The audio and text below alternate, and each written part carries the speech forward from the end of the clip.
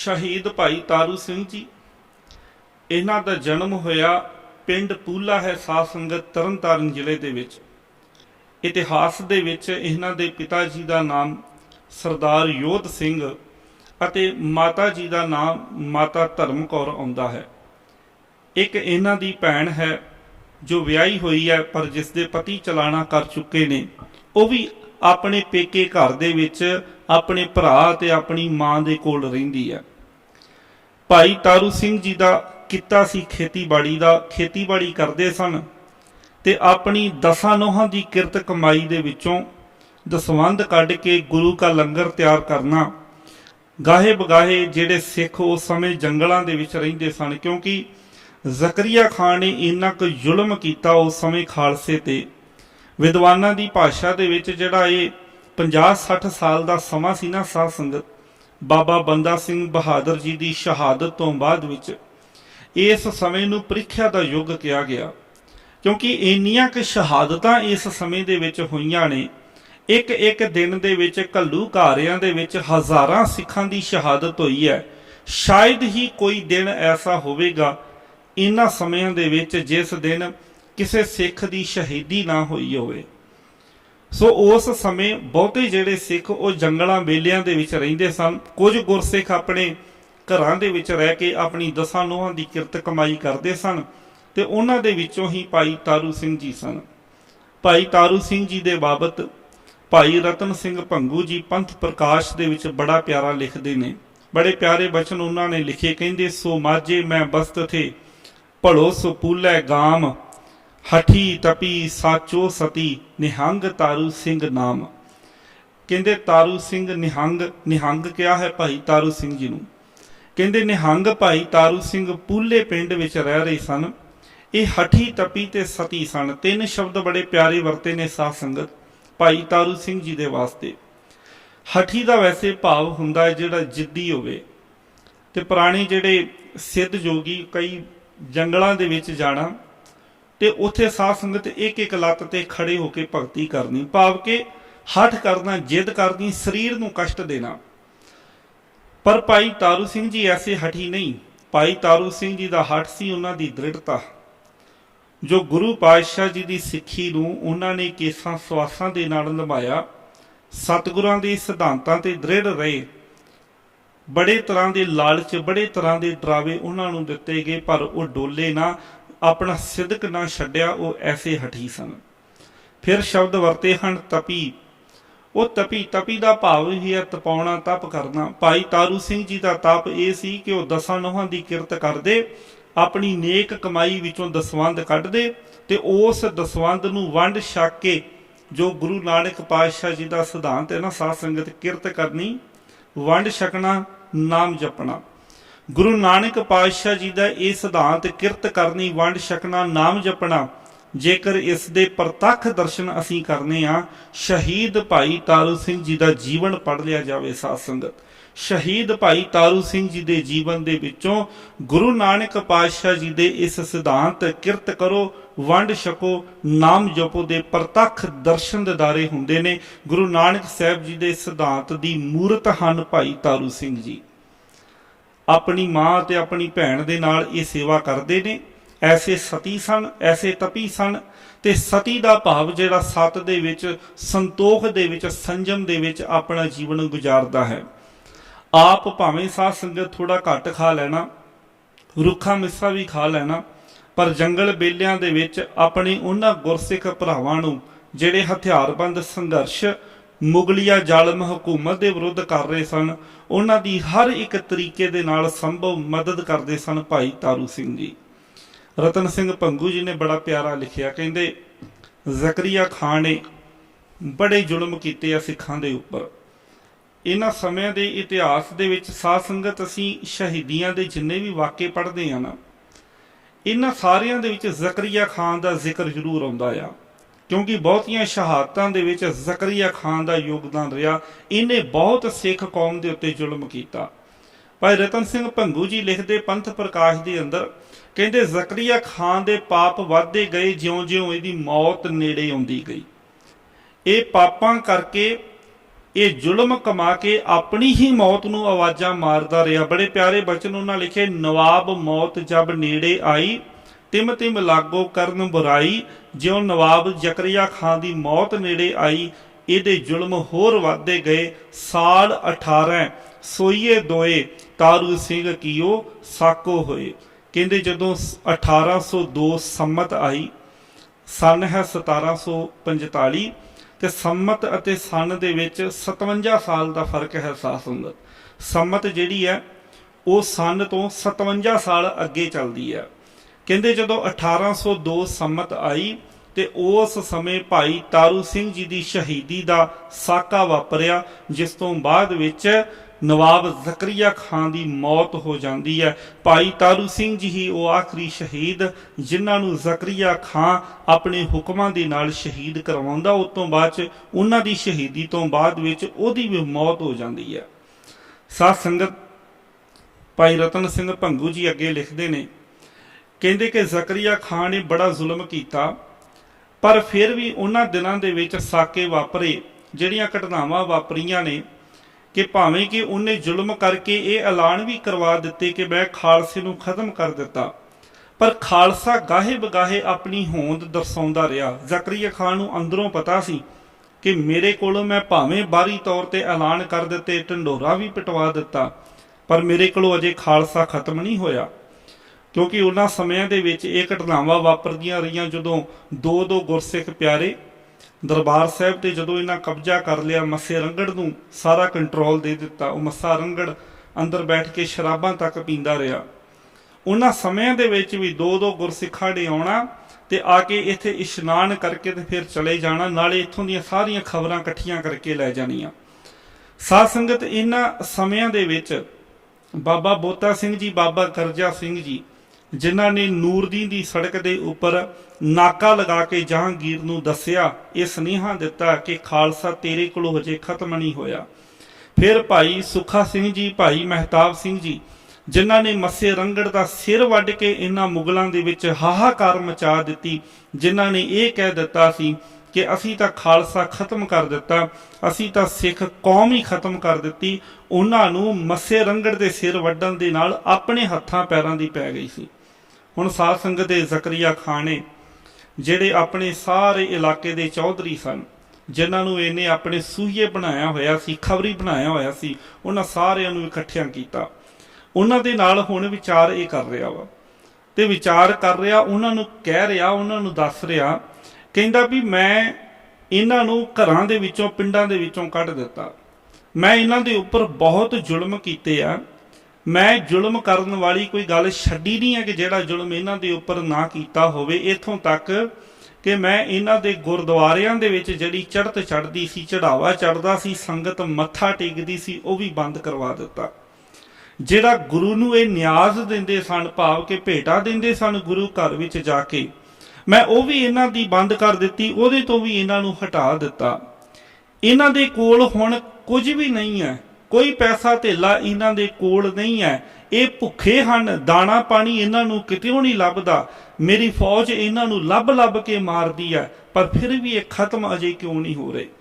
ਜੋ ਜ਼ਕਰੀਆ ਖਾਨ ਕਹਿ ਰਿਹਾ ਆਪਣੇ ਚੌਧਰੀਆਂ ਨੂੰ, ਭਾਈ ਰਤਨ ਸਿੰਘ ਭੰਗੂ ਜੀ ਨੇ ਆਪਣੇ ਸ਼ਬਦਾਂ ਦੇ ਵਿੱਚ ਲਿਖਿਆ, ਕਹਿੰਦਾ ਗੁਰੂ ਦੁਆਰੇ ਜੋ ਚੜ੍ਹਤ ਚੜਾਵੇ, ਸੋ ਵੀ ਮੈਨੇ ਦਈ ਹਟਾਵੇ। ਮੈਂ ਉਹ ਵੀ ਹਟਾ ਦਿੱਤੇ ਜਿਹੜੇ ਗੁਰਦੁਆਰੇ ਚੜ੍ਹਤ ਚੜਾਉਂਦੇ ਸਨ। ਨਹਿ ਗੁਰੂਆਂ ਕੋ ਦੇ ਨਿਆਜ਼, ਜਿਹੜਾ ਗੁਰੂ ਘਰ ਦੇ ਵਿੱਚ ਇਹ ਭੇਟਾ ਦਿੰਦੇ ਸਨ, ਆਪਣਾ ਦਸਵੰਧ ਕੱਢ ਕੇ ਚੜਾਉਂਦੇ ਸਨ, ਮੈਂ ਉਹ ਵੀ ਹਟਾ ਦਿੱਤਾ ਵੀ ਇਹਨਾਂ ਦੇ ਕੋਲ ਪੈਸਾ ਧੇਲਾ ਇਕੱਠਾ ਹੋਵੇ ਹੀ ਨਾ। ਹਟਾਏ ਦਈ ਮੈਂ ਸਿੰਘਣ ਕਾਜ, ਮੈਂ ਸਾਰੇ ਸਿੰਘਾਂ ਨੂੰ ਉਸ ਕਾਜ ਤੋਂ ਵੀ ਹਟਾ ਦਿੱਤਾ। ਮੈਂ ਇੰਨਾ ਜ਼ੁਲਮ ਕੀਤਾ, ਇਹਨਾਂ ਨੂੰ ਗੁਰੂ ਘਰਾਂ ਦੇ ਨਾਲੋਂ ਇਹਨਾਂ ਨੂੰ ਤੋੜ ਕੇ ਰੱਖ ਦਿੱਤਾ। ਓਏ ਭੁੱਖੇ ਕਿਮ ਨਾਹੀ ਮਰਾਹੀ, ਦਾਣਾ ਪਾਣੀ ਜੇ ਲੱਭੈ ਨਾਹੀ। ਜਿਨ੍ਹਾਂ ਨੂੰ ਦਾਣਾ ਪਾਣੀ ਖਾਣ ਨੂੰ ਨਹੀਂ ਲੱਭਦਾ, ਉਹ ਅਜੇ ਵੀ ਭੁੱਖੇ ਕਿਉਂ ਨਹੀਂ ਮਰ ਰਹੇ। ਮੇਰੀ ਤੇ ਫੌਜ ਵੀ ਉਹਨਾਂ ਨੂੰ ਲੱਭ ਕੇ ਮਾਰਨ ਦੀ ਕੋਸ਼ਿਸ਼ ਕਰ ਰਹੀ ਹੈ, ਪਰ ਇਹ ਅਜੇ ਵੀ ਮਰਦੇ ਕਿਉਂ ਨਹੀਂ ਹੈ। ਕਹਿੰਦਾ ਇਹਨਾਂ ਕੋ ਖਾਣ ਨੂੰ ਕੁਝ ਵੀ ਨਹੀਂ, ਪਰ ਪਤਾ ਨਹੀਂ ਇਹ ਕਿਉਂ ਖਤਮ ਕਿਉਂ ਨਹੀਂ ਹੋ ਰਹੇ। ਰਿਜ਼ਕ ਬਿਨਾ ਕੋਈ ਜੀਵੈ ਨਾਹੀ, ਓਏ ਕਿਮ ਜੀਵੇਂ ਰਿਜ਼ਕ ਬਿਨਾ ਹੀ। ਕਹਿੰਦਾ ਰਿਜ਼ਕ ਤੋਂ ਬਿਨਾ ਤੇ ਇਨਸਾਨ ਜਿਉਂਦਾ ਨਹੀਂ ਰਹਿ ਸਕਦਾ, ਪਰ ਇਹ ਖਾਲਸਾ ਪਤਾ ਹੀ ਨਹੀਂ ਕਿਹੜੀ ਮਿੱਟੀ ਦਾ ਬਣਿਆ। ਇਹ ਰਿਜ਼ਕ ਤੋਂ ਬਿਨਾ, ਦਾਣੇ ਪਾਣੀ ਤੋਂ ਬਿਨਾ ਵੀ ਇਹ ਜਿਉਂਦਾ ਪਤਾ ਨਹੀਂ ਕਿਵੇਂ ਰਹਿ ਰਿਹਾ।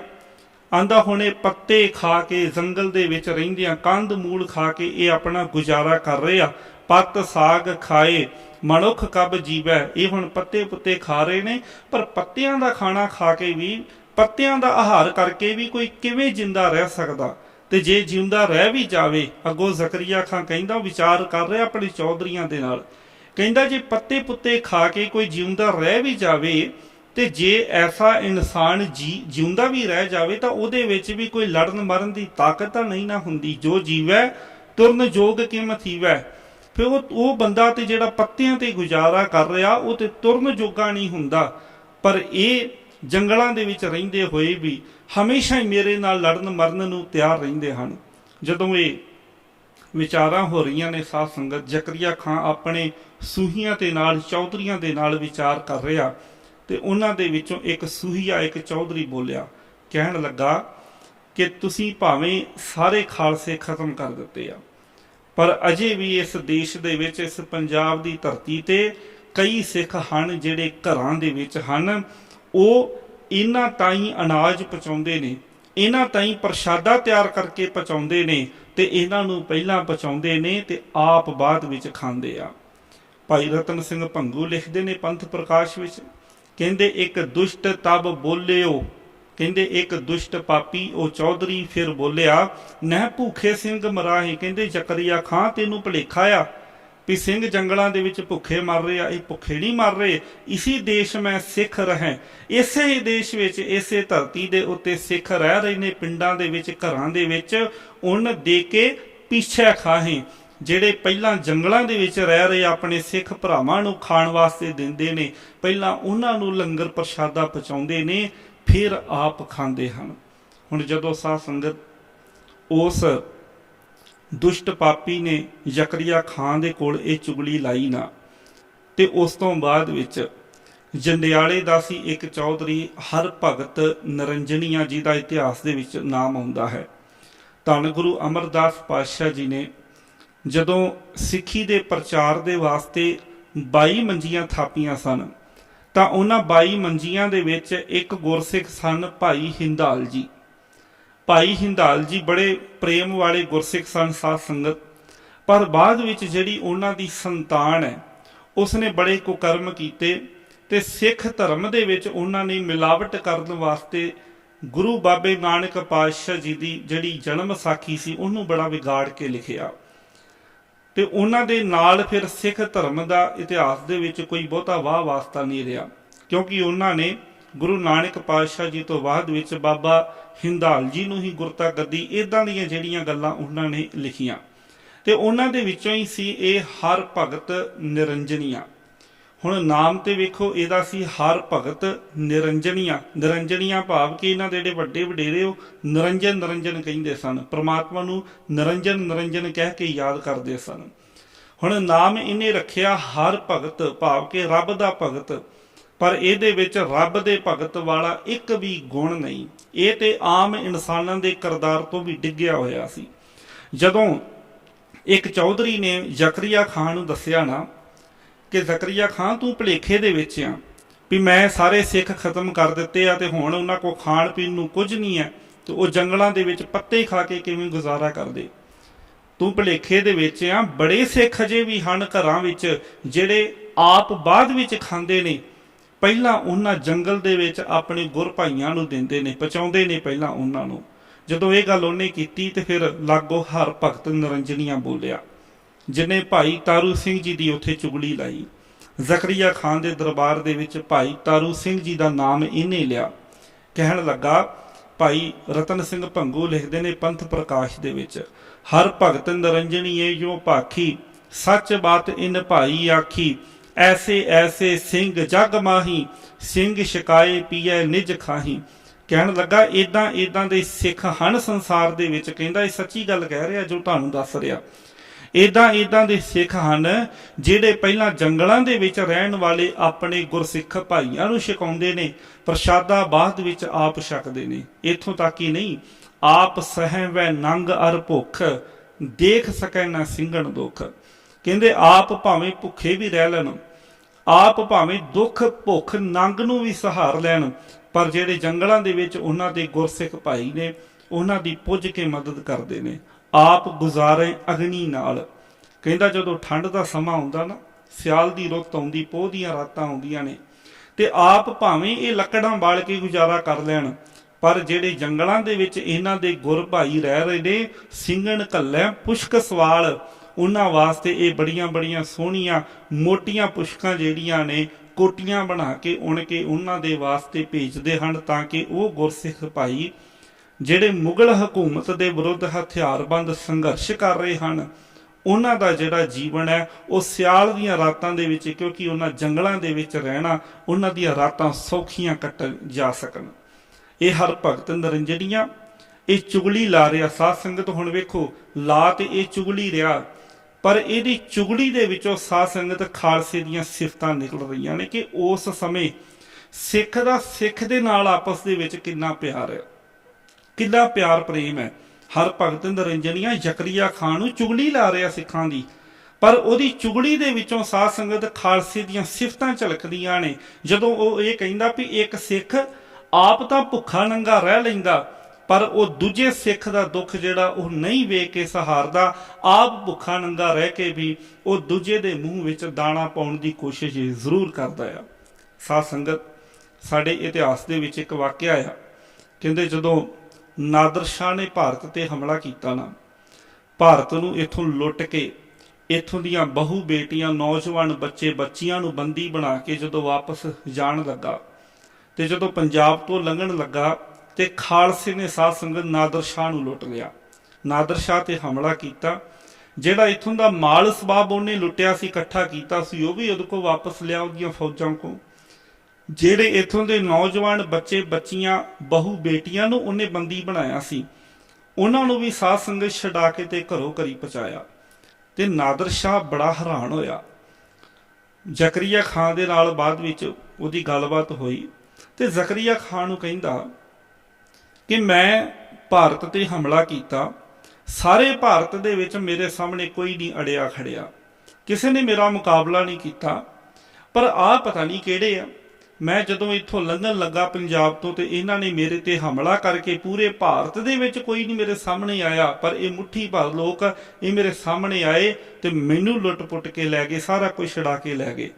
ਤੇ ਜ਼ਕਰੀਆ ਖਾਨ ਸਾਧ ਸੰਗਤ ਫਿਰ ਸਿੱਖਾਂ ਦੇ ਬਾਰੇ ਉਹਨੂੰ ਦੱਸ ਰਿਹਾ, ਤੇ ਕਹਿੰਦੇ ਜਦੋਂ ਜ਼ਕਰੀਆ ਖਾਨ ਨੇ ਦੱਸਿਆ ਨਾ, ਤੇ ਜ਼ਕਰੀਆ ਖਾਨ ਹੁਣ ਦੱਸ ਰਿਹਾ, ਲਾਓ ਵੀ ਸਿੱਖਾਂ ਦੀ ਚੁਗਲੀ ਰਿਹਾ ਨਾਦਰ ਸ਼ਾਹ ਦੇ ਕੋਲ, ਪਰ ਜ਼ਕਰੀਆ ਖਾਨ ਦੇ ਬੋਲਾਂ ਦੇ ਵਿੱਚੋਂ ਵੇਖੋ ਖਾਲਸੇ ਦੇ ਸਬਰ ਸੰਤੋਖ ਦੀ ਕਿੱਡੀ ਵੱਡੀ ਗਾਥਾ, ਕਿੱਡੀ ਵੱਡੀ ਮਿਸਾਲ ਝਲਕਦੀ ਹੈ।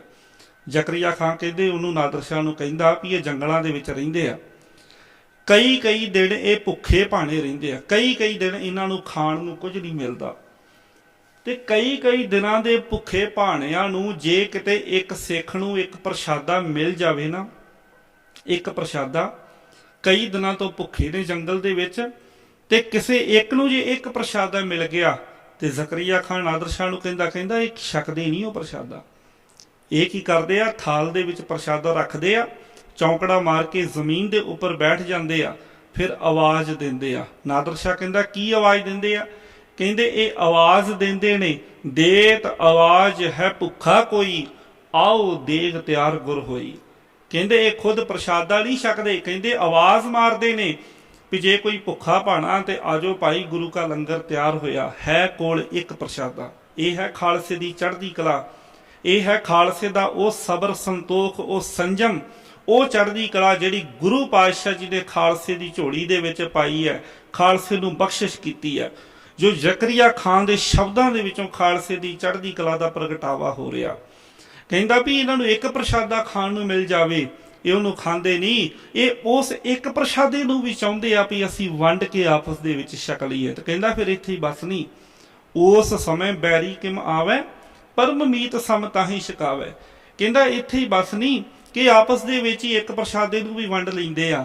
ਕਹਿੰਦੇ ਉਸ ਸਮੇਂ ਜੇ ਕੋਈ ਭੁੱਖਾ ਭਾਣਾ ਵੈਰੀ ਵੀ ਆ ਕੇ ਕੋਲ ਬੈਠ ਜਾਵੇ ਨਾ, ਤੇ ਆਖ ਦੇਵੇ ਕਿ ਭਾਈ ਮੈਨੂੰ ਭੁੱਖ ਲੱਗੀ ਹੈ, ਮੈਨੂੰ ਪ੍ਰਸ਼ਾਦੇ ਦੀ ਲੋੜ ਹੈ, ਤੇ ਇਹ ਉਹਨੂੰ ਵੀ ਆਪਣੇ ਮਿੱਤਰਾਂ ਦੇ ਵਾਂਗ ਛਕਾ ਦੇਣਗੇ। ਤੇ ਨਾਦਰ ਸ਼ਾਹ ਬੜਾ ਹੈਰਾਨ ਹੋਇਆ। ਤੇ ਨਾਦਰ ਸ਼ਾਹ ਫਿਰ ਕਹਿੰਦਾ ਵੀ ਜ਼ਕਰੀਆ ਖਾਨ ਫਿਰ ਆਪ ਕੀ ਕਰਦੇ ਆ? ਜੇ ਇੱਕ ਅੱਧਾ ਪ੍ਰਸ਼ਾਦਾ ਵੀ ਜਿਹੜਾ ਇਹਨਾਂ ਦੇ ਕੋਲ ਉਹ ਵੀ ਛਕਾ ਦਿੱਤਾ, ਉਹ ਵੀ ਦੂਜਿਆਂ ਨੂੰ ਦੇ ਦਿੱਤਾ, ਤੇ ਫਿਰ ਆਪ ਇਹ ਕੀ ਕਰਦੇ ਆ?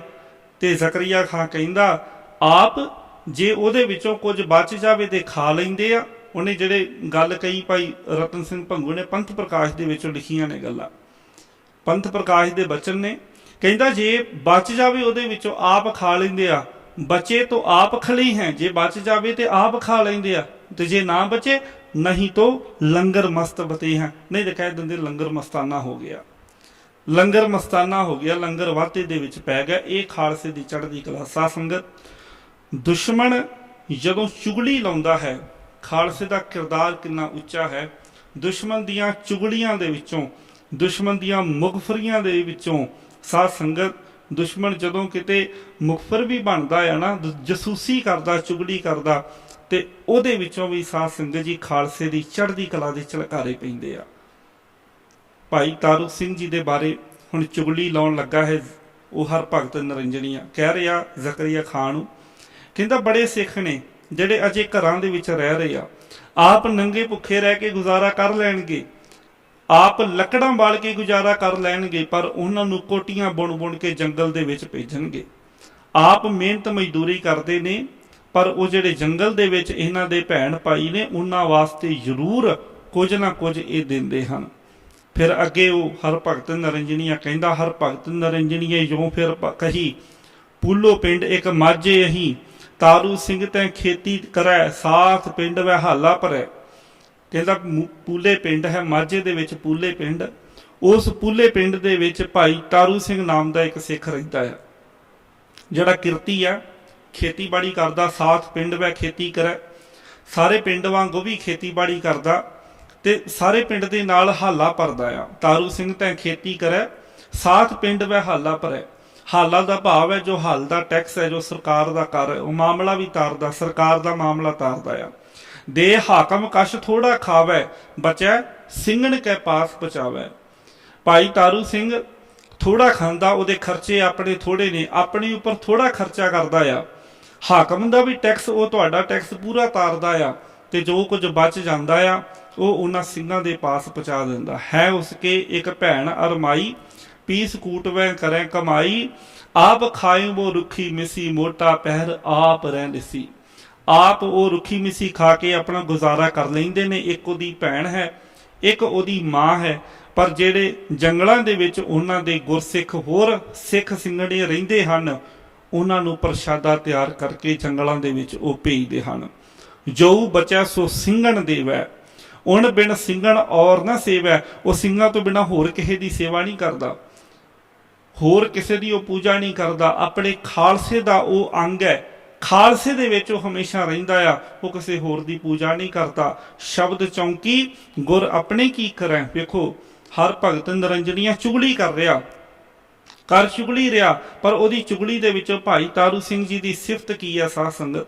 ਹਰਭਗਤ ਨਿਰੰਜਨੀਆ ਕਹਿੰਦਾ ਸ਼ਬਦ ਚੌਂਕੀ ਗੁਰ ਆਪਣੇ ਕੀ ਕਰੈ, ਸੋ ਮਰਨੇ ਤੇ ਨੈਕ ਨਾ ਡਰੈ। ਉਹ ਭਾਈ ਤਾਰੂ ਸਿੰਘ ਆਪਣੇ ਗੁਰੂ ਦੀ ਸ਼ਬਦ ਚੌਂਕੀ ਕਰਦਾ, ਭਾਵ ਆਪਣੇ ਗੁਰੂ ਦੀ ਬਾਣੀ ਪੜ੍ਹਦਾ, ਮੌਤ ਤੋਂ ਨਹੀਂ ਡਰਦਾ। ਬੜੇ ਪਿਆਰੇ ਬਚਨ ਨੇ ਸਾਧ ਸੰਗਤ ਜੀ ਇਹ, ਭਾਵੇਂ ਕਿ ਭਾਈ ਤਾਰੂ ਸਿੰਘ ਜੀ ਦੇ ਖਿਲਾਫ ਚੁਗਲੀ ਲੱਗ ਰਹੀ ਹੈ, ਪਰ ਬੜੇ ਪਿਆਰੇ ਬਚਨ ਇਸ ਵਾਸਤੇ ਨੇ ਕਿਉਂਕਿ ਉਸ ਚੁਗਲੀ ਦੇ ਵਿੱਚ ਵੀ ਭਾਈ ਤਾਰੂ ਸਿੰਘ ਜੀ ਦਾ ਕਿਰਦਾਰ ਕਿਵੇਂ ਦਾ ਸੀ ਸਾਧ ਸੰਗਤ ਜੀ, ਉਹਨਾਂ ਦੀ ਸ਼ਖਸੀਅਤ ਕਿਵੇਂ ਦੀ ਸੀ, ਉਹਨਾਂ ਦੀ ਸ਼ਖਸੀਅਤ ਇਹਨਾਂ ਸਾਰੇ ਬਚਨਾਂ ਦੇ ਵਿੱਚੋਂ ਝਲਕਦੀ ਪਈ ਹੈ। ਖੈਰ ਇਸ ਤਰੀਕੇ ਦੇ ਨਾਲ ਹਰਭਗਤ ਨਿਰੰਜਨੀਏ ਨੇ ਸਾਧ ਸੰਗਤ ਭਾਈ ਤਾਰੂ ਸਿੰਘ ਜੀ ਦੇ ਖਿਲਾਫ ਜ਼ਕਰੀਆ ਖਾਨ ਦੇ ਕੋਲ ਚੁਗਲੀ ਲਗਾਈ। ਜ਼ਕਰੀਆ ਖਾਨ ਨੇ ਫੌਜਾਂ ਨੂੰ ਭੇਜਿਆ, ਭਾਈ ਤਾਰੂ ਸਿੰਘ ਜੀ ਦੀ ਗ੍ਰਿਫਤਾਰੀ ਹੋਈ। ਇਤਿਹਾਸ ਲਿਖਦਾ ਹੈ ਕਿ ਭਾਈ ਤਾਰੂ ਸਿੰਘ ਜੀ ਦੇ ਨਾਲ ਉਹਨਾਂ ਦੀ ਭੈਣ ਨੂੰ ਵੀ ਗ੍ਰਿਫਤਾਰ ਕੀਤਾ ਗਿਆ, ਪਰ ਉਹਨਾਂ ਦਾ ਸਾਰਾ ਪਿੰਡ ਭਾਈ ਤਾਰੂ ਸਿੰਘ ਜੀ ਦੀ ਹਮਾਇਤ ਦੇ ਵਿੱਚ ਇਕੱਠਾ ਹੋਇਆ ਤੇ ਕੁਝ ਕੁ ਪੈਸੇ ਦੇ ਕੇ ਉਹਨਾਂ ਅਹਿਲਕਾਰਾਂ ਦੇ ਕੋਲੋਂ ਭਾਈ ਤਾਰੂ ਸਿੰਘ ਜੀ ਦੀ ਭੈਣ ਨੂੰ ਛੁਡਵਾ ਲਿਆ।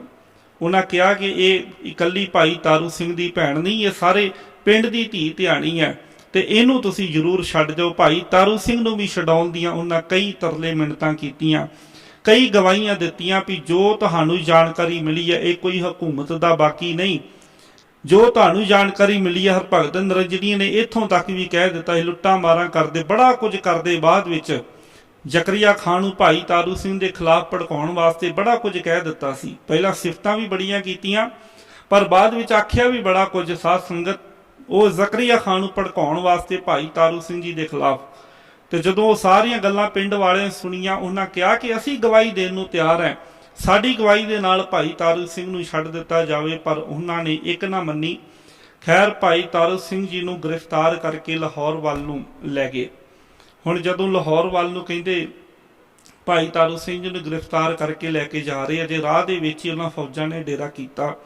ਇਧਰ ਸਿੰਘਾਂ ਤਾਈਂ ਖਬਰ ਪਹੁੰਚਦੀ ਹੈ, ਜਿਹੜੇ ਸਿੰਘ ਜੰਗਲ ਦੇ ਵਿੱਚ ਨੇ ਉਹਨਾਂ ਤਾਈਂ ਖਬਰ ਪਹੁੰਚਦੀ ਹੈ। ਆਪਸ ਦੇ ਵਿੱਚ ਮਤਾ ਪਾਉਂਦੇ ਹਨ, ਫੈਸਲਾ ਕਰਦੇ ਨੇ, ਪਿੰਡ ਵਾਲੇ ਵੀ ਨਾਲ ਰਲਦੇ ਨੇ। ਫੈਸਲਾ ਹੁੰਦਾ ਹੈ ਕਿ ਭਾਈ ਤਾਰੂ ਸਿੰਘ ਨੂੰ ਉਹਨਾਂ ਫੌਜਾਂ ਦੇ ਉੱਪਰ ਹਮਲਾ ਕਰਕੇ ਉਹਨਾਂ ਨੂੰ ਛੁਡਾ ਲਿਆ ਜਾਵੇ।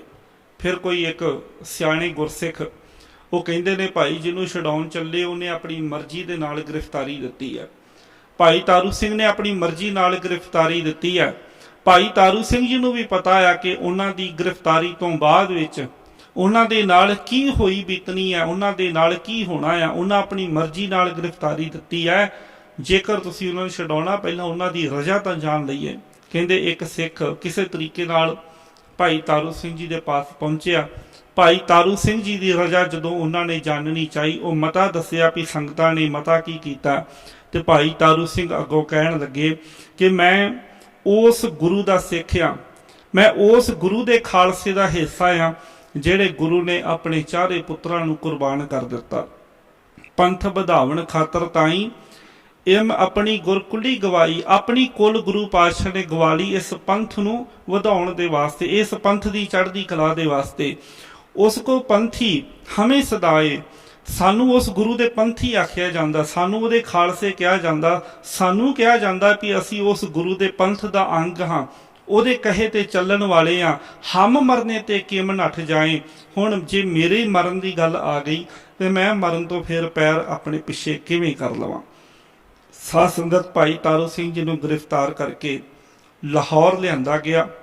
ਲਾਹੌਰ ਦੀ ਕਚਹਿਰੀ ਦੇ ਵਿੱਚ ਭਾਈ ਤਾਰੂ ਸਿੰਘ ਜੀ ਤੇ ਜ਼ਕਰੀਆ ਖਾਨ ਦੇ ਆਪਸ ਦੇ ਵਿੱਚ ਹੁਣ ਸਵਾਲ ਜਵਾਬ ਹੁੰਦੇ ਆ। ਜ਼ਕਰੀਆ ਖਾਨ ਭਾਈ ਤਾਰੂ ਸਿੰਘ ਜੀ ਨੂੰ ਪਹਿਲਾਂ ਤੇ ਕਹਿੰਦੇ ਲਾਲਚ ਦਿੰਦਾ, ਬੜੇ ਲਾਲਚ ਦਿੱਤੇ। ਭਾਈ ਤਾਰੂ ਸਿੰਘ ਉਹਨੂੰ ਪੁੱਛਦੇ ਨੇ ਵੈਸੇ ਵੀ ਤੂੰ ਮੈਨੂੰ ਕਾਹਦੇ ਵਾਸਤੇ ਗ੍ਰਿਫਤਾਰ ਕਰਕੇ ਲਿਆਂਦਾ, ਜੋ ਤੂੰ ਮੇਰੇ ਤੇ ਇਲਜ਼ਾਮ ਲਾ ਰਿਹਾ ਉਹ ਉਦਾਂ ਦਾ ਕੋਈ ਵੀ ਕੰਮ ਨਹੀਂ। ਮੈਂ ਤੇ ਆਪਣੇ ਪਿੰਡ ਦੇ ਵਿੱਚ ਖੇਤੀ ਕਰਦਾ ਤੇ ਜੋ ਕੁਝ ਮੇਰੇ ਕੋਲ ਹੈ ਉਹਦੇ ਵਿੱਚੋਂ ਮੈਂ ਦੂਜਿਆਂ ਦੇ ਨਾਲ ਜੇ ਵੰਡ ਕੇ ਛਕਦਾ ਆ, ਮੈਂ ਆਪਣੀ ਕਮਾਈ ਦੇ ਵਿੱਚੋਂ ਜੇ ਦੂਜਿਆਂ ਦੀ ਮਦਦ ਕਰਦਾ ਤੇ ਇਹਦੇ ਵਿੱਚ ਇਹਨੂੰ ਫਿਰ ਕੀ ਤਕਲੀਫ ਹੈ। ਇਹ ਬਚਨ ਬਿਲਾਸ ਭਾਈ ਤਾਰੂ ਸਿੰਘ ਜੀ ਦੇ ਜ਼ਕਰੀਆ ਖਾਨ ਦੇ ਨਾਲ ਹੁੰਦੇ ਹਨ, ਪਰ ਜ਼ਕਰੀਆ ਖਾਨ ਦੇ ਮਨ ਦੇ ਵਿੱਚ ਤਾਂ ਕੁਝ ਹੋਰ ਹੀ ਹੈ। ਉਹ ਤਾਂ ਬਹਾਨਾ ਸੀ। ਸਾਧ ਸੰਗਤ ਜੀ, ਇੱਕ ਮਨਸ਼ਾ ਤਾਂ ਉਹਦੀ ਇਹੋ ਹੀ ਸੀ ਕਿ ਭਾਈ ਤਾਰੂ ਸਿੰਘ ਵਰਗੇ ਨੌਜਵਾਨ ਨੂੰ ਕਿਸੇ ਨਾ ਕਿਸੇ ਤਰੀਕੇ ਦੇ ਨਾਲ ਮੈਂ ਦੀਨੇ ਇਸਲਾਮ ਦੇ ਵਿੱਚ ਲੈ ਆਵਾਂ, ਮੁਸਲਮਾਨ ਬਣਾ ਲਵਾਂ। ਪਹਿਲਾਂ ਕਈ ਤਰ੍ਹਾਂ ਦੇ ਲਾਲਚ ਦਿੱਤੇ ਸਾਧ ਸੰਗਤ ਜੀ ਭਾਈ ਤਾਰੂ ਸਿੰਘ ਜੀ ਨੂੰ, ਪਰ ਜਦੋਂ ਗੁਰੂ ਕਾ ਸਿੱਖ ਉਹਨਾਂ ਲਾਲਚਾਂ ਦੇ ਵਿੱਚ ਨਾ ਆਇਆ ਤੇ ਫਿਰ ਡਰਾਵਿਆਂ ਦਾ ਸਿਲਸਿਲਾ ਸ਼ੁਰੂ ਹੋਇਆ। ਡਰਾਵੇ ਦਿੱਤੇ ਗਏ ਕਿ ਤੈਨੂੰ ਖਤਮ ਕਰ ਦਿੱਤਾ ਜਾਵੇਗਾ, ਤੈਨੂੰ ਮਾਰ ਦਿੱਤਾ ਜਾਵੇਗਾ। ਭਾਈ ਤਾਰੂ ਸਿੰਘ ਜੀ ਨੇ ਅੱਗੋਂ ਇੱਕੋ ਹੀ ਜਵਾਬ ਦੇਣਾ ਕਿ ਮੈਂ ਆਪਣੀ ਸਿੱਖੀ ਕੇਸਾਂ ਸਵਾਸਾਂ ਦੇ ਨਾਲ ਨਿਭਾਵਾਂਗਾ। ਮੈਂ ਜਿਉਂਦੇ ਜੀ ਆਪਣੇ ਗੁਰੂ ਦਾ ਜਿਹੜਾ ਉਹ ਪੱਲਾ ਨਹੀਂ ਛੱਡ ਸਕਦਾ, ਮੈਂ ਆਪਣੇ ਗੁਰੂ ਦਾ ਹੀ ਹੋ ਕੇ ਮਰਾਂਗਾ। ਜੇਕਰ ਮੁਸਲਮਾਨ ਬਣ ਕੇ ਵੀ ਮੈਨੂੰ ਮੌਤ ਹੀ ਆਉਣੀ ਹੈ ਤੇ ਕਿਉਂ ਨਾ ਚੰਗਾ ਹੋਵੇ ਮੈਂ ਸਿੱਖ ਹੀ ਰਵਾਂ। ਤੇ ਸਿੱਖ ਆਪਣੇ ਗੁਰੂ ਦੀ ਸਿੱਖੀ ਨੂੰ ਨਿਭਾਉਂਦਿਆਂ ਹੋਇਆਂ ਜੇ ਸ਼ਹੀਦੀ ਦਾ ਜਾਮਾ ਪੀ ਜਾਵੇ ਤੇ ਇਹਦੇ ਤੋਂ ਵੱਧ ਕੇ ਮਾਣ ਵਾਲੀ ਗੱਲ ਜਿਹੜੀ ਸਿੱਖ ਵਾਸਤੇ ਹੋਰ ਕੀ ਹੋ ਸਕਦੀ ਹੈ। ਮੈਂ ਆਪਣੀ ਸਿੱਖੀ ਕੇਸਾਂ ਸਵਾਸਾਂ ਨਾਲ ਨਿਭਾਵਾਂਗਾ। ਕਹਿੰਦੇ ਜਦੋਂ ਭਾਈ ਤਾਰੂ ਸਿੰਘ ਜੀ ਨੇ ਵਾਰ-ਵਾਰ ਕੇਸਾਂ ਦਾ ਜ਼ਿਕਰ ਕੀਤਾ, ਵਾਰ-ਵਾਰ ਇਹ ਗੱਲ ਕੀਤੀ ਕਿ ਮੈਂ ਆਪਣੇ ਕੇਸਾਂ ਦੇ ਨਾਲ ਰਹਿੰਦਿਆਂ ਹੋਇਆਂ ਆਪਣੀ ਸਿੱਖੀ ਨੂੰ ਨਿਭਾਵਾਂਗਾ। ਵੇਖੋ, ਅਸੀਂ ਅਰਦਾਸ ਦੇ ਵਿੱਚ ਵੀ ਇਹ ਬਚਨ ਪੜ੍ਹਦੇ ਹਾਂ, ਸਿੱਖੀ ਕੇਸਾਂ ਸਵਾਸਾਂ ਨਾਲ ਨਿਭਾਈ। ਕੇਸਾਂ ਸਵਾਸਾਂ ਨਾਲ ਨਿਭਾਉਣ ਦਾ ਭਾਵ ਇਹ ਹੈ ਕਿ ਜਿਵੇਂ ਵੇਖੋ ਇਨਸਾਨ ਹੈ, ਇਨਸਾਨ ਦੀ ਜ਼ਿੰਦਗੀ ਉਨਾ ਚਿਰ ਹੈ ਜਿੰਨਾ ਚਿਰ ਸਵਾਸ ਹੈ। ਕੋਈ ਵੀ ਮਨੁੱਖ ਹੈ, ਸਵਾਸਾਂ ਦੀ ਖੇਡ ਹੈ ਜ਼ਿੰਦਗੀ। ਜੇ ਸਵਾਸ ਅੰਦਰ ਚਲੇ ਗਏ, ਬਾਹਰ ਨਾ ਆਏ, ਉੱਥੇ ਵੀ ਮੌਤ ਹੈ। ਜੇ ਬਾਹਰ ਆਇਆ ਹੋਇਆ ਸਵਾਸ ਦੁਬਾਰਾ ਅੰਦਰ ਨਾ ਗਿਆ, ਉੱਥੇ ਵੀ ਮੌਤ ਹੈ। ਧੰਨ ਗੁਰੂ ਨਾਨਕ ਪਾਤਸ਼ਾਹ ਜੀ ਦੇ ਬਚਨ ਅਸੀਂ ਪੜ੍ਹਦੇ ਹਾਂ, ਹਮ ਆਦਮੀ ਹਾਂ ਇੱਕਦਮੀ ਮੋਹਲਤ ਮੁਹਤ ਨਾ ਜਾਣਾ। ਗੁਰੂ ਨਾਨਕ ਪਾਤਸ਼ਾਹ ਕਹਿੰਦੇ ਮੈਨੂੰ ਕੋਈ ਪਤਾ ਨਹੀਂ, कि जिंदगी की मोहलत किन्नी है, समा किन्ना क है। गुरु पातशाह कहते जिंदगी तो सारी एक साह की खेड है, जे एक साह अंदर गया वापस बाहर ना आया तां भी मौत है, जे बाहर आया होया साह दोबारा अंदर ना गया तां भी मौत है। हम आदमी हाँ एकदमी मोहलत मोहत ना जाना। ਸਵਾਸਾਂ ਦੀ ਖੇਡ ਹੈ ਜ਼ਿੰਦਗੀ, ਸਵਾਸ ਚੱਲਦੇ ਹਨ ਤਾਂ ਜੀਵਨ ਹੈ। ਪਰ ਸਿੱਖੀ ਕੇਸਾਂ ਸਵਾਸਾਂ ਨਾਲ ਨਿਭਾਈ। ਉਹਦਾ ਭਾਵ ਇਹ ਹੈ ਕਿ ਜਿੰਨਾ ਚਿਰ ਜੀਵਨ ਦੇ ਅੰਦਰ ਸਵਾਸ ਨੇ, ਆਪਣੇ ਸਵਾਸਾਂ ਦੇ ਵਿੱਚ ਰਹਿੰਦਿਆਂ ਹੋਇਆਂ ਆਪਣੇ ਕੇਸਾਂ ਨੂੰ ਵੀ ਆਪਣੇ ਸਵਾਸਾਂ ਦੇ ਵਾਂਗ ਪਿਆਰ ਕੀਤਾ। ਆਮ ਇਨਸਾਨ ਦਾ ਜੀਵਨ ਸਵਾਸਾਂ ਦੇ ਨਾਲ ਹੈ, ਪਰ ਸਿੱਖ ਦਾ ਜਿਹੜਾ ਜੀਵਨ ਹੈ ਸਵਾਸਾਂ ਕੇਸਾਂ ਦੇ ਨਾਲ ਹੈ। ਸਿੱਖ ਦੇ ਵਾਸਤੇ ਕੇਸ ਵੀ ਉਹਦੇ ਸਵਾਸਾਂ ਦੇ ਵਾਂਗ ਹੀ ਨੇ। ਸਿੱਖ ਦਾ ਵੀ ਆਤਮਿਕ ਜੀਵਨ ਜਿਹੜਾ, ਜਿਵੇਂ ਇਨਸਾਨ ਸਵਾਸਾਂ ਨਾਲ ਜਿਉਂਦਾ ਰਹਿੰਦਾ ਤੇ ਸਿੱਖ ਆਪਣੇ ਕੇਸਾਂ ਦੇ ਨਾਲ ਜਿਉਂਦਾ ਰਹਿੰਦਾ। ਉਹਦੇ ਵਾਸਤੇ ਸਵਾਸਾਂ ਤੋਂ ਵੱਧ ਅਹਿਮੀਅਤ ਉਹਦੇ ਕੇਸਾਂ ਦੀ ਹੁੰਦੀ ਹੈ। ਉਹ ਆਪਣੇ ਸਵਾਸ ਤਾਂ ਕੁਰਬਾਨ ਕਰ ਦਿੰਦਾ, ਪਰ ਆਪਣੇ ਕੇਸਾਂ ਨੂੰ ਕਦੇ ਕੁਰਬਾਨ ਨਹੀਂ ਕਰਦਾ। ਤਾਂ ਹੀ ਕਹਿੰਦੇ ਸਿੱਖੀ ਕੇਸਾਂ ਸਵਾਸਾਂ ਦੇ ਨਾਲ ਨਿਭਾਈ, ਕਿਉਂਕਿ ਸਿੱਖ ਦੇ ਜਿਹੜੇ ਕੇਸ ਨੇ ਉਹੀ ਉਹਦੇ ਵਰਗੇ ਸਵਾਸਾਂ ਦੇ ਵਾਂਗ ਨੇ। ਸਿੱਖ ਸਵਾਸ ਤੇ ਜਿਹੜੇ ਆਪਣੇ ਦੇ ਸਕਦਾ, ਤਿਆਗ ਸਕਦਾ, ਬਲੀਦਾਨ ਉਹਨਾਂ ਦਾ ਕਰ ਸਕਦਾ, ਪਰ ਆਪਣੇ ਕੇਸਾਂ ਦਾ ਬਲੀਦਾਨ ਨਹੀਂ ਕਰ ਸਕਦਾ। ਜਦੋਂ ਭਾਈ ਤਾਰੂ ਸਿੰਘ ਜੀ ਨੇ ਕਹਿੰਦੇ ਇਹ ਵਾਰ-ਵਾਰ ਜ਼ਿਕਰ ਕੀਤਾ ਕਿ ਮੈਂ ਸਿੱਖੀ ਕੇਸਾਂ ਸਵਾਸਾਂ ਦੇ ਨਾਲ ਨਿਭਾਵਾਂਗਾ, ਤੇ ਫਿਰ ਜ਼ਕਰੀਆ ਖਾਨ ਰੋਹ ਦੇ ਵਿੱਚ ਗੁੱਸੇ ਦੇ ਵਿੱਚ ਆਇਆ ਤੇ ਕਹਿਣ ਲੱਗਾ ਕਿ ਜਿਹੜੇ ਕੇਸਾਂ ਦਾ ਤੂੰ ਬੜਾ ਮਾਣ ਕਰਦਾ ਨਾ, ਬੜਾ ਮਾਣ ਕਰਦਾ ਤੂੰ ਆਪਣੇ ਕੇਸਾਂ ਦਾ, ਮੈਂ ਇਹ ਜਿਹੜੇ ਤੇਰੇ ਕੇਸ ਆ, ਸਾਧ ਸੰਗਤ ਖਿਮਾ ਕਰਿਓ, ਇਹ ਬਚਨ ਜ਼ਕਰੀਆ ਖਾਨ ਨੇ ਕਹੇ ਨੇ। ਭਾਈ ਗਿਆਨੀ ਗਿਆਨ ਸਿੰਘ ਜੀ ਨੇ ਪੰਥ ਪ੍ਰਕਾਸ਼ ਦੇ ਵਿੱਚ ਇਹ ਬਚਨ ਲਿਖੇ ਨੇ।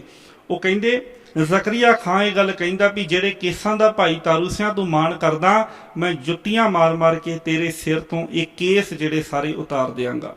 ਜ਼ਕਰੀਆ ਖਾਨ ਨੇ ਜੋ ਕਿਹਾ, ਗਿਆਨੀ ਗਿਆਨ ਸਿੰਘ ਨੇ ਸਾਧ ਸੰਗਤ ਆਪਣੇ ਬਚਨਾਂ ਦੇ ਵਿੱਚ ਲਿਖਿਆ ਹੋਇਆ। ਉਹ ਕਹਿੰਦੇ ਮੈਂ ਅਬ ਮਾਰ ਜੂਤੀਆਂ ਸਾਥ ਹੈ, ਬਾਲ ਉਖੇਰ ਦੇਹੂੰ ਤੂੰ ਹੱਥ ਹੈ, ਕਿ ਜਿਹੜੇ ਤੇਰੇ ਸਿਰ ਦੇ ਕੇਸ ਹੈ ਮੈਂ ਉਤਾਰ ਕੇ ਤੇਰੇ ਹੱਥਾਂ ਦੇ ਵਿੱਚ ਫੜਾ ਦਿਆਂਗਾ। ਨਹੀਂ ਤਾਂ ਤੂੰ ਮੇਰੀ ਗੱਲ ਮੰਨ ਲਾ, ਜੋ ਮੈਂ ਕਹਿ ਰਿਹਾ ਉਸ ਗੱਲ ਨੂੰ ਮੰਨ ਕੇ ਸਿੱਖੀ ਨੂੰ ਛੱਡ ਕੇ ਤੇ ਮੁਸਲਮਾਨ ਬਣ ਜਾ। ਜਦੋਂ ਇਹ ਗੱਲ ਜ਼ਕਰੀਆ ਖਾਨ ਨੇ ਭਾਈ ਤਾਰੂ ਸਿੰਘ ਨੂੰ ਕਹੀ ਤੇ ਭਾਈ ਤਾਰੂ ਸਿੰਘ ਜੀ ਨੇ ਜੋ ਅੱਗੋਂ ਜਵਾਬ ਦਿੱਤਾ ਗਿਆਨੀ ਗਿਆਨ ਸਿੰਘ ਜੀ ਨੇ, ਉਹ ਆਪਣੇ ਸ਼ਬਦਾਂ ਦੇ ਵਿੱਚ ਬੜਾ ਸੋਹਣਾ ਬਿਆਨ ਕੀਤਾ। ਉਹ ਕਹਿੰਦੇ ਫਿਰ ਸਿੰਘ ਜੀ ਜੋ ਭਾਖਿਓ ਕੇਸ ਰਹੇ ਸਿਰ ਸੰਗ। ਕਹਿੰਦੇ ਫਿਰ ਭਾਈ ਤਾਰੂ ਸਿੰਘ ਜੀ ਨੇ ਕਿਹਾ ਵੀ ਕੇਸ ਜਿਹੜੇ ਨੇ ਸਿੱਖ ਦੇ, ਉਹ ਸਿੱਖ ਦੇ ਨਾਲ ਹੀ ਰਹਿਣਗੇ। ਫਿਰ ਸਿੰਘ ਜੀ ਜੋ ਭਾਖਿਓ ਕੇਸ ਰਹੇ ਸਿਰ ਸੰਗ, ਮਾਰ ਜੂਤੀਓਂ ਸੋ ਤੁਜੈ ਮੈਂ ਲੈ ਜਹੂੰ ਨੇ ਸੰਗ। ਤੂੰ ਤਾਂ ਮੇਰੇ ਕੀ ਜੁੱਤੀਆਂ ਮਾਰਨੀਆਂ, ਪਰ ਮੈਂ ਤੈਨੂੰ ਆਪਣੀ ਜੁੱਤੀ ਦੇ ਨਾਲ ਜ਼ਰੂਰ ਲੈ ਕੇ ਜਾਵਾਂਗਾ।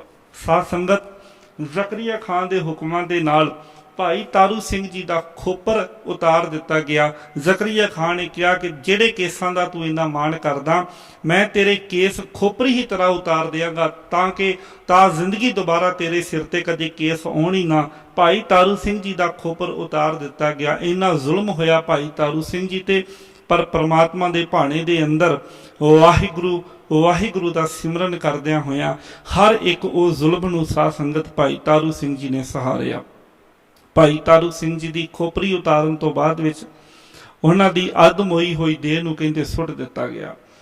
ਤੇ ਬਾਅਦ ਵਿੱਚ ਉਹ ਕੁਝ ਜਿਹੜੇ ਸਿੱਖ ਲਾਹੌਰ ਦੇ ਵਿੱਚ ਰਹਿੰਦੇ ਸਨ, ਉਹ ਭਾਈ ਤਾਰੂ ਸਿੰਘ ਜੀ ਨੂੰ, ਉਹਨਾਂ ਦੀ ਦੇਹ ਨੂੰ ਆਪਣੇ ਕੋਲ ਲੈ ਗਏ। ਸਵਾਸ ਚੱਲ ਰਹੇ ਨੇ ਭਾਈ ਤਾਰੂ ਸਿੰਘ ਜੀ ਦੇ। ਸ਼ਹੀਦੀ ਉਸੇ ਸਮੇਂ ਨਹੀਂ ਹੁੰਦੀ, ਕੁਝ ਦਿਨ ਬਾਅਦ ਭਾਈ ਤਾਰੂ ਸਿੰਘ ਜੀ ਦੀ ਸ਼ਹਾਦਤ ਹੁੰਦੀ ਹੈ। ਕੁਝ ਇਤਿਹਾਸਿਕ ਕਿਤਾਬਾਂ ਦੇ ਅੰਦਰ, ਹਵਾਲਿਆਂ ਦੇ ਅੰਦਰ 22 ਦਿਨਾਂ ਦਾ ਜ਼ਿਕਰ ਹੈ ਕਿ ਲਗਭਗ ਇੰਨੇ ਕੁ ਦਿਨ ਭਾਈ ਤਾਰੂ ਸਿੰਘ ਜੀ ਬਾਅਦ ਵਿੱਚ ਵੀ ਜੀਵਤ ਰਹੇ। ਉਹਨਾਂ ਦਾ ਖੋਪਰ ਉਤਰਨ ਤੋਂ ਬਾਅਦ ਵਿੱਚ ਭਾਈ ਤਾਰੂ ਸਿੰਘ ਜੀ ਦਾ ਖੋਪਰ ਉਤਾਰ ਦਿੱਤਾ ਗਿਆ। ਜਦੋਂ ਇੰਨਾ ਜ਼ੁਲਮ ਭਾਈ ਤਾਰੂ ਸਿੰਘ ਜੀ ਤੇ ਹੋਇਆ ਤੇ ਕਹਿੰਦੇ ਜਿਹੜਾ ਜ਼ਕਰੀਆ ਖਾਨ ਸੀ ਨਾ, ਉਹਦੀ ਸਿਹਤ ਵਿਗੜ ਗਈ। ਉਹਦੀ ਸਿਹਤ ਵਿਗੜੀ, ਉਹਨੂੰ ਇੱਕ ਬਿਮਾਰੀ ਨੇ ਘੇਰ ਲਿਆ, ਉਹਨੂੰ ਪਿਸ਼ਾਬ ਦਾ ਬੰਨ ਪੈ ਗਿਆ। ਸਰੀਰ ਦੇ ਅੰਦਰ ਉਹ ਪਿਸ਼ਾਬ ਬਣਨਾ ਤਾਂ, ਪਰ ਉਸ ਸਰੀਰ ਦੇ ਵਿੱਚੋਂ ਪਿਸ਼ਾਬ ਬਾਹਰ ਨਾ ਆਉਣਾ ਬੰਨ ਪੈ ਗਿਆ। ਉਹਦੀ ਹਾਲਤ ਬੜੀ ਮਾੜੀ ਹੋਈ ਤੇ ਕਿਤੇ ਨਾ ਕਿਤੇ ਸਾਰੇ ਲਾਹੌਰ ਸ਼ਹਿਰ ਦੇ ਵਿੱਚ ਵੀ ਇਹ ਗੱਲਾਂ ਚੱਲਣ ਲੱਗ ਪਈਆਂ। ਉਹਦੇ ਆਪਣੇ ਵੀ ਮਨ ਵਿੱਚ ਆਉਣ ਲੱਗ ਪਿਆ ਵੀ ਇੱਕ ਧਰਮੀ ਬੰਦੇ ਦਾ, ਦੂਜਿਆਂ ਦੀ ਮਦਦ ਕਰਨ ਵਾਲੇ ਮਨੁੱਖ ਦਾ, ਨਿਰਦੋਸ਼ ਦਾ ਮੈਂ ਕਤਲ ਕੀਤਾ, ਮੈਂ ਉਹਦੇ ਤੇ ਇੰਨਾ ਜ਼ੁਲਮ ਕੀਤਾ ਆ, ਤੇ ਇਹ ਉਹਦੇ ਕੀਤੇ ਹੋਏ ਜ਼ੁਲਮ ਦੀ ਹੀ ਸਜ਼ਾ ਹੁਣ ਮੈਨੂੰ ਮਿਲ ਰਹੀ ਹੈ। ਤੇ ਸਾਧ ਸੰਗਤ ਕਹਿੰਦੇ ਜਦੋਂ ਜ਼ਕਰੀਆ ਖਾਨ ਨੂੰ ਇਹ ਥੋੜਾ ਬਹੁਤਾ ਉਹਦੇ ਮਨ ਵਿੱਚ ਆਇਆ ਨਾ, ਪਛਤਾਵਾ ਜਿਵੇਂ ਮਨ ਦੇ ਵਿੱਚ ਆਇਆ ਵੀ ਮੈਂ ਉਹਨਾਂ ਤੇ ਇਹਨਾਂ ਜ਼ੁਲਮ ਕੀਤਾ, ਹੋਰ ਵੀ ਜਿਹੜੇ ਸਿਆਣੇ ਉੱਥੇ ਸਨ ਉਹਨਾਂ ਨੇ ਕਿਹਾ ਵੀ ਤੂੰ ਉਹਦੇ ਤੇ ਜ਼ੁਲਮ ਕੀਤਾ ਤਾਂ ਤੇਰੀ ਇਦਾਂ ਦੀ ਹਾਲਤ। ਬੜਾ ਇਲਾਜ ਕਹਿੰਦੇ ਉਹਦਾ ਕਰਾਇਆ ਸੀ, ਕਿਤੇ ਉਹ ਫਰਕ ਨਾ ਪਿਆ। ਬੜੀ ਲੰਮੀ ਚੌੜੀ ਇਹ ਵਿਥਿਆ ਹੋ ਰਿਹਾ, ਪਰ ਸਮਾਂ ਜਿਹੜਾ ਇਜਾਜ਼ਤ ਨਹੀਂ ਦੇ ਰਿਹਾ। ਖੈਰ ਸੰਖੇਪ ਦੇ ਵਿੱਚ ਬੇਨਤੀ ਕਰਾਂ, ਕਹਿੰਦੇ ਭਾਈ ਤਾਰੂ ਸਿੰਘ ਜੀ ਜਦੋਂ ਜਿਹੜੇ ਉਸ ਸਮੇਂ ਅਜੇ ਲਾਹੌਰ ਦੇ ਵਿੱਚ ਨੇ, ਅਜੇ ਸ਼ਹਾਦਤ ਨਹੀਂ ਹੋਈ, ਖੋਪਰੀ ਉਹਨਾਂ ਦੀ ਉਤਾਰੀ ਲਾਹੌਰ ਦੇ ਵਿੱਚ ਹੀ ਹੈ। ਕੁਝ ਸਿੱਖ ਉਹਨਾਂ ਨੂੰ ਕੋਲ ਰਹਿ ਗਏ ਜਿਹੜੇ ਉਹਨਾਂ ਦੀ ਸੇਵਾ ਕਰ ਰਹੇ ਨੇ ਕੋਲ। ਹੁਣ ਇੱਧਰ ਜ਼ਕਰੀਆ ਖਾਨ ਦਾ ਬੜਾ ਇਲਾਜ ਕਰਾਇਆ, ਫਰਕ ਨਾ ਪਿਆ, ਤੇ ਕਹਿੰਦੇ ਜ਼ਕਰੀਆ ਖਾਨ ਨੇ ਫਿਰ ਖਾਲਸੇ ਤਾਈਂ ਬੇਨਤੀ ਕੀਤੀ। ਖਾਲਸੇ ਦੇ ਕੋਲ ਜ਼ਕਰੀਆ ਖਾਨ ਦੀ ਬੇਨਤੀ ਲੈ ਕੇ ਆਏ ਭਾਈ ਸੁਬੇਗ ਸਿੰਘ ਜੀ, ਜਿਨ੍ਹਾਂ ਨੂੰ ਬਾਅਦ ਵਿੱਚ ਪਿਓ ਪੁੱਤਰਾਂ ਨੂੰ ਜ਼ਕਰੀਆ ਖਾਨ ਦੇ ਪੁੱਤਰ ਵੱਲੋਂ ਚਰਖੜੀਆਂ ਤੇ ਚਾੜ ਕੇ ਸ਼ਹੀਦ ਕੀਤਾ ਗਿਆ ਸੀ। ਬੇਨਤੀ ਲੈ ਕੇ ਆਏ ਖਾਲਸੇ ਦੇ ਕੋਲ ਵੀ ਜ਼ਕਰੀਆ ਖਾਨ ਨੂੰ ਖਿਮਾ ਕੀਤਾ ਜਾਵੇ, ਜ਼ਕਰੀਆ ਖਾਨ ਨੂੰ ਮਾਫੀ ਦਿੱਤੀ ਜਾਵੇ। ਤੇ ਖਾਲਸੇ ਨੇ ਜਦੋਂ ਇਹ ਸਾਰੀ ਵਿਥਿਆ ਸੁਣੀ ਤੇ ਨਾਲ ਹੀ ਖਾਲਸੇ ਨੂੰ ਭਾਈ ਤਾਰੂ ਸਿੰਘ ਜੀ ਦੇ ਬਚਨਾਂ ਦਾ ਵੀ ਪਤਾ ਲੱਗਾ ਵੀ ਭਾਈ ਤਾਰੂ ਸਿੰਘ ਜੀ ਨੇ ਕਿਹਾ ਸੀ ਜ਼ਕਰੀਆ ਖਾਨ ਤੂੰ ਮੇਰੇ ਸਿਰ ਦੇ ਵਿੱਚ ਤਾਂ ਜੁੱਤੀ ਕੀ ਮਾਰਨੀ, ਮੈਂ ਤੈਨੂੰ ਆਪਣੀ ਜੁੱਤੀ ਦੇ ਅੱਗੇ ਲਾ ਕੇ ਲੈ ਕੇ ਜਾਵਾਂਗਾ। ਖਾਲਸੇ ਨੂੰ ਇਹਨਾਂ ਬਚਨਾਂ ਦਾ ਵੀ ਪਤਾ ਸੀ। ਉਹਨਾਂ ਕਿਹਾ ਭਾਈ ਤਾਰੂ ਸਿੰਘ ਜੀ ਦੀ ਜੁੱਤੀ ਜ਼ਕਰੀਆ ਖਾਨ ਦੇ ਸਿਰ ਵਿੱਚ ਮਾਰੀ ਜਾਵੇ, ਜਿਉਂ-ਜਿਉਂ ਜੁੱਤੀ ਮਾਰੋਗੇ ਤਿਉਂ-ਤਿਉਂ ਉਹਨੂੰ ਰਾਹਤ ਮਿਲੇਗੀ, ਉਹਦਾ ਬੰਨ ਖੁੱਲੇਗਾ, ਉਹ ਠੀਕ ਹੋਵੇਗਾ। ਜ਼ਕਰੀਆ ਖਾਨ ਦੇ ਸਿਰ ਦੇ ਵਿੱਚ ਭਾਈ ਤਾਰੂ ਸਿੰਘ ਜੀ ਦੀ ਜੁੱਤੀ ਮਾਰੀ ਗਈ। ਸਾਧ ਸੰਗਤ ਕਹਿੰਦੇ ਉਹਦੀ ਬਿਮਾਰੀ ਇਸ ਤਰੀਕੇ ਨਾਲ ਠੀਕ ਹੋਈ, ਪਰ ਉਹਦੀ ਨਾਲ ਹੀ ਉਹਦੀ ਛੇਤੀ ਮੌਤ ਹੋ ਗਈ। ਇੱਧਰ ਭਾਈ ਤਾਰੂ ਸਿੰਘ ਜੀ ਵੀ ਸਾਧ ਸੰਗਤ 1 ਸੌਣ ਸਨ 1745 ਦੇ ਵਿੱਚ ਉਹ ਵੀ ਸ਼ਹੀਦੀ ਜਾਮਾ ਪੀ ਗਏ। ਸਾਧ ਸੰਗਤ ਜੀ ਉਹਨਾਂ ਨੇ ਵੀ ਸ਼ਹਾਦਤ ਪ੍ਰਾਪਤ ਕੀਤੀ, ਜਿਨ੍ਹਾਂ ਦੀ ਸ਼ਹਾਦਤ ਨੂੰ ਅਸੀਂ ਹਮੇਸ਼ਾ ਰੋਜ਼ਾਨਾ ਸਿਜਦਾ ਕਰਦੇ ਹਾਂ। ਜਦੋਂ ਵੀ ਅਰਦਾਸ ਕਰਦੇ ਹਾਂ, ਜਦੋਂ ਅਸੀਂ ਬਚਨ ਪੜ੍ਹਦੇ ਹਾਂ ਨਾ ਕਿ ਜਿਹੜੇ ਸਿੱਖਾਂ ਨੇ ਖੋਪਰੀਆਂ ਲੋਹਾਈਆਂ, ਉਸ ਸਮੇਂ ਅਸੀਂ ਭਾਈ ਤਾਰੂ ਸਿੰਘ ਜੀ ਨੂੰ ਸਿਜਦਾ ਕਰਦੇ ਹਾਂ। ਭਾਈ ਤਾਰੂ ਸਿੰਘ ਜੀ ਦੀ ਸ਼ਹਾਦਤ ਇਸ ਗੱਲ ਦੀ ਗਵਾਹੀ ਹੈ ਕਿ ਸਿੱਖ ਦੇ ਵਾਸਤੇ ਉਹਦੇ ਜਿਹੜੇ ਕੇਸ ਨੇ ਉਹ ਸਵਾਸਾਂ ਤੋਂ ਵੱਧ ਪਿਆਰੇ ਹਨ। ਸਿੱਖ ਆਪਣੇ ਸਵਾਸ ਤਾਂ ਦੇ ਸਕਦਾ ਆ, ਪਰ ਆਪਣੇ ਕੇਸਾਂ ਨੂੰ ਕਦੇ ਨਹੀਂ ਕਟਵਾਉਂਦਾ, ਆਪਣੇ ਕੇਸਾਂ ਦੀ ਕਦੀ ਆਪਣੇ ਰੋਮਾਂ ਦੀ ਬੇਅਦਬੀ ਨਹੀਂ ਕਰ ਸਕਦਾ। ਅੱਜ ਭਾਈ ਤਾਰੂ ਸਿੰਘ ਜੀ ਦੇ ਜੀਵਨ ਤੋਂ ਸਾਨੂੰ ਸਿੱਖਣ ਦੀ ਲੋੜ ਹੈ, ਸਾਨੂੰ ਸਿੱਖਿਆ ਲੈਣ ਦੀ ਲੋੜ ਹੈ, ਤੇ ਆਪਣੇ ਬੱਚਿਆਂ ਦੇ ਜਿਹੜੇ ਕੇਸ ਨੇ ਉਹ ਭਾਈ ਤਾਰੂ ਸਿੰਘ ਦੇ ਵਾਰਸ ਉਹਨਾਂ ਨੂੰ ਬਣਾਈਏ, ਆਪਣੇ ਬੱਚਿਆਂ ਦੇ ਕੇਸਾਂ ਨੂੰ ਸਹੀ ਸਲਾਮਤ ਰੱਖੀਏ। ਇੱਕ ਛੋਟੀ ਜਿਹੀ ਬੇਨਤੀ ਕਰਕੇ ਸਮਾਪਤੀ ਕਰਾਂ ਸਾਧ ਸੰਗਤ। ਇੱਕ ਬੜੇ ਪਿਆਰੇ ਗੁਰਸਿੱਖ ਹੋਏ ਨੇ ਭਾਈ ਸੋਹਣ ਸਿੰਘ ਜੀ, ਸੰਤ ਸੋਹਣ ਸਿੰਘ ਜੀ ਮਲਾਕਾ ਵਾਲੇ। ਸਾਧ ਸੰਗਤ ਕਹਿੰਦੇ ਉਹ ਇੱਕ ਵਾਰ ਸਿੰਗਾਪੁਰ ਗਏ, ਦੀਵਾਨ ਲੱਗੇ, ਤੇ ਦੀਵਾਨ ਤੋਂ ਬਾਅਦ ਵਿੱਚ ਨਾ ਇੱਕ ਬੀਬੀ ਉਹਨਾਂ ਦੇ ਕੋਲ ਆਈ, ਆ ਕੇ ਕਹਿਣ ਲੱਗੀ ਸੰਤ ਜੀ ਮੇਰਾ ਬੱਚਾ ਇੱਥੇ ਖੋ ਗਿਆ, ਕਿਤੇ ਗਵਾਚ ਗਿਆ। ਸੰਤ ਜੀ ਕਹਿਣ ਲੱਗੇ ਕਿ ਬੀਬੀ ਤੇਰੇ ਬੱਚੇ ਦੇ ਸਿਰ ਤੇ ਜੂੜਾ ਸੀ, ਤਾਂ ਕਿ ਤੂੰ ਦੱਸੇ ਮੈਨੂੰ ਉਹਦੀ ਨਿਸ਼ਾਨੀ ਤੇ ਉਹਦੇ ਸਿਰ ਤੇ ਜੂੜਾ, ਮੈਂ ਸੇਵਾਦਾਰਾਂ ਨੂੰ ਕਹਾਂ ਤੇ ਸੇਵਾਦਾਰ ਉਸ ਬੱਚੇ ਨੂੰ ਲੱਭ ਕੇ ਲੈ ਆਉਣ। ਉਹ ਬੀਬੀ ਕਹਿਣ ਲੱਗੀ ਕਿ ਨਹੀਂ ਸੰਤ ਜੀ ਮੇਰੇ ਬੱਚੇ ਦੇ ਸਿਰ ਤੇ ਜੂੜਾ ਨਹੀਂ ਹੈ, ਉਹਦੀ ਕਟਿੰਗ ਹੈ, ਉਹਦੇ ਵਾਲ ਕੱਟੇ ਹੋਏ ਨੇ। ਕਹਿਣ ਲੱਗੇ ਕਿ ਉਹਨੂੰ ਪੰਜਾਬੀ ਆਉਂਦੀ ਹੈ ਤਾਂ ਕਿ ਉਹ ਆਵਾਜ਼ ਮਾਰਨ, ਪੁੱਛਣ ਕਿਸੇ ਨੂੰ ਪੰਜਾਬੀ 'ਚ ਗੱਲ ਕਰਨ ਤੇ ਉਹ ਅੱਗੋਂ ਜਵਾਬ ਦੇ ਦੇ। ਕਹਿਣ ਲੱਗੀ ਨਹੀਂ ਮੇਰੇ ਪੁੱਤ ਨੂੰ ਪੰਜਾਬੀ ਵੀ ਨਹੀਂ ਆਉਂਦੀ। ਤਾਂ ਸੰਤ ਜੀ ਕਹਿਣ ਲੱਗੇ ਮਾਈ ਮੇਰੀਏ ਖਿਮਾ ਕਰੀ ਫਿਰ ਮੈਨੂੰ, ਤੇਰਾ ਬੱਚਾ ਅੱਜ ਗੁੰਮ ਨਹੀਂ ਹੋਇਆ, ਅੱਜ ਨਹੀਂ ਗਵਾਚਾ, ਤੇਰਾ ਬੱਚਾ ਤੇ ਉਦਣ ਹੀ ਗਵਾਚ ਗਿਆ ਸੀ ਜਿੱਦਣ ਦੇ ਤੂੰ ਉਹਦੇ ਕੇਸ ਕਤਲ ਕਰਾ ਦਿੱਤੇ ਆ। ਉਹ ਤੇ ਪਤਾ ਹੀ ਨਹੀਂ ਕਿੰਨੇ ਚਿਰ ਤੋਂ ਗਵਾਚਾ ਹੋਇਆ।